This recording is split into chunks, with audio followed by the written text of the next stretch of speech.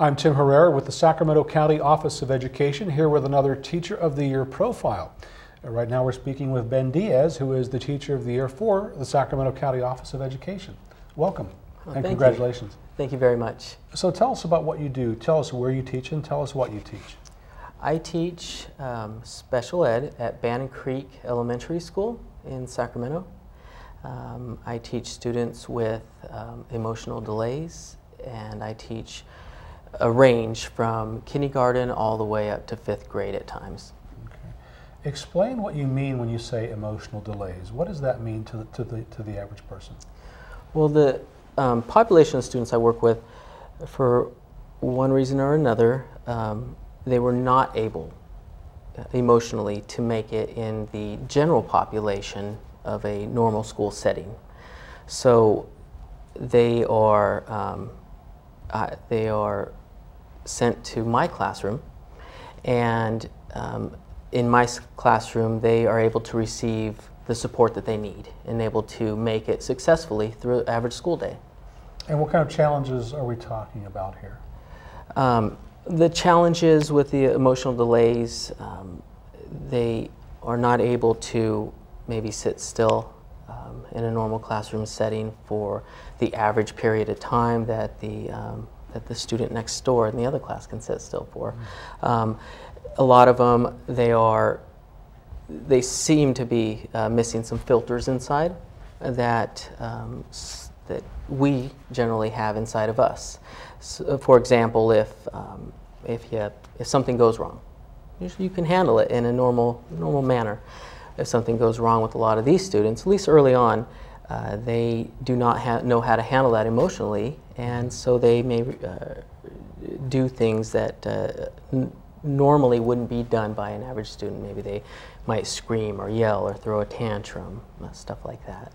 And so you're in a classroom with students with different abilities academically, and on top of that, each of them has his or own unique challenge.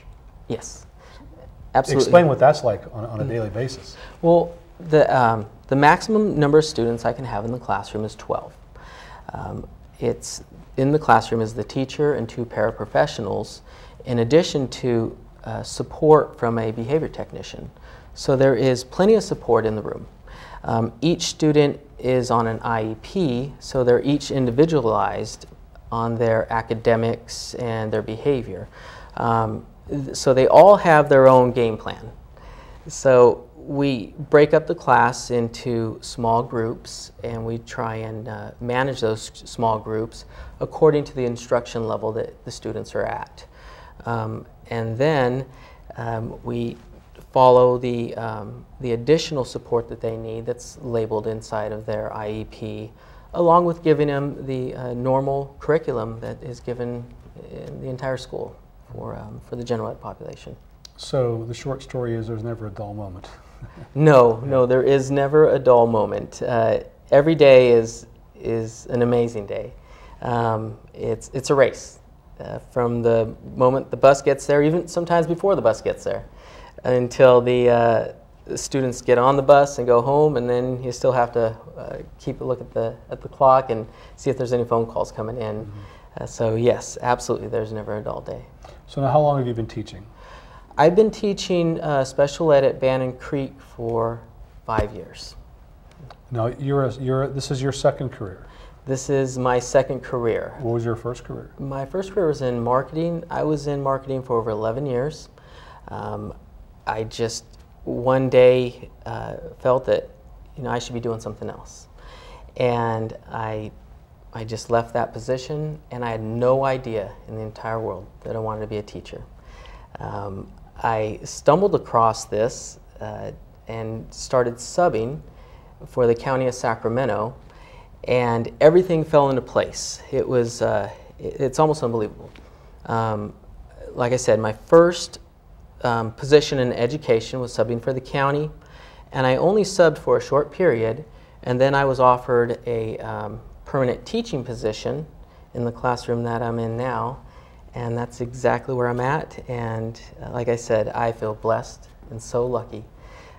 Just how things the cards just kind of all fell down, and lined up perfectly for me to be in this position and for me to do something that I really enjoy. Was it a case of you kind of knew right away, or did this kind of just dawn on you and you just said, yeah, this is it for me? Actually, the first day that I subbed at a court and community school, Eleanor Hickey, and I didn't even know this existed. I didn't know these schools were around. I was ignorant to so much. And that first day afterwards, I couldn't stop talking about the students and how much I enjoyed it and couldn't wait to go back. And then I was able to sub at juvenile hall, and again, just a wonderful experience saying, you know what, I really enjoy this. Mm-hmm. And then they saved the best for last, and I was able to teach students with emotional delays, elementary school, and that's when it was like, this is amazing. I really enjoy doing this. I really want to work with these students, and that's where I've been, and that's what I really am happy that I'm doing. So what is it like for you? Kind of explain the feeling of gratification you get with working with the students that you do, and when you see the progress and what that means to you. Well, it's kind of funny because at the school that I work at, there's 2 classrooms for students with emotional delay, and the rest of the school is just an average general education population. And the teachers always come up to me and say, wow, I don't see how you do it. How do you do this? And wow, I couldn't do that. And wow, poor you. And that's absolutely not the case. These students, they are all unique. They all bring to the table these challenges, but it makes your day interesting. It makes it fulfilling at the end of the day, just knowing that you made it through a day, in keeping a student in the room at his seat, learning. And when I'm speaking about myself, I'm able to do that, and the student wasn't able to do that in a general ed setting, it just feels like such an accomplishment just to have them in my class. And the gratification doesn't always come from how well they're doing, because unfortunately a lot of the students are behind when they enter my class academically and socially. But to see them, to see their behavior change, going from being negative to being positive, and to see them come into my class, maybe not with so many smiles, but after they're in there for a while, just to really enjoy being in there, just to see their smiles, and the things that come out of their mouth is unbelievable. Like I said, it's never a dull moment, and it keeps me excited and smiling as well. So you're a second career person, and you kind of discovered teaching. What would you say to those folks out there who are thinking about teaching as a career? Even though I know it's a very difficult time right now, and it has been for a while, and especially in the teaching field, if you want to teach, you really shouldn't let anything hold you back. Whether it's, don't pay so much attention to the news or what somebody else says. If you really want to teach, you should. And if teaching is the right profession for you, things will work out. The doors will open for you. So I definitely would say, if you are interested in teaching and you are absolutely sure, then you should do it. Don't let anything hold you back.